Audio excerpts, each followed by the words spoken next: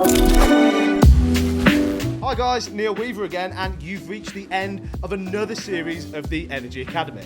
In this episode, I'll recap everything I've covered in this course.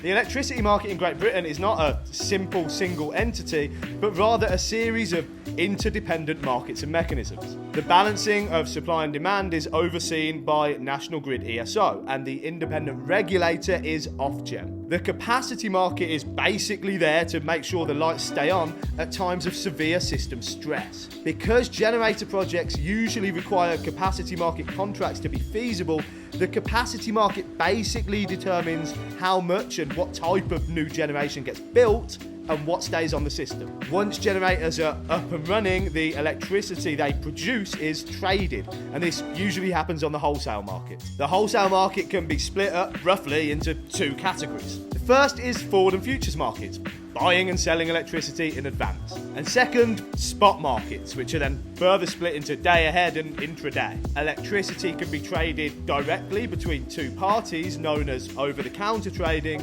or on exchanges. Electricity is normally traded in fairly standard time periods, which are named in reference to the ether day and ether blocks, those 4-hour chunks. Some important trading products to remember include baseload, which runs through all ether blocks 24 hours a day with the same volume of electricity traded the whole time, and peak products, which runs from ether blocks 3, 4 and 5 on weekdays. Electricity can be traded physically. This is when a generator sells electricity and electrons travel across cables to physically deliver it. Electricity can also be traded non-physically. This is where businesses essentially bet on the price of electricity changing in the future. An hour before electricity is due to be delivered, gate closure occurs. At this point, all market participants must announce their final physical notifications. This is so National Grid ESO has a view of planned generation and demand levels. From there, the ESO has to take actions to balance forecasted supply with demand, and the way it does this is through the balancing mechanism. This is the market the ESO uses to tell participants to turn generation up or down depending on need. Participants who are out of position, i.e. they don't do what they said they would, are then subject to what's called the system price. The system price simply reflects the cost that the ESO has to pay to balance the system. Sometimes participants deliberately submit a final physical notification that will leave them out of balance.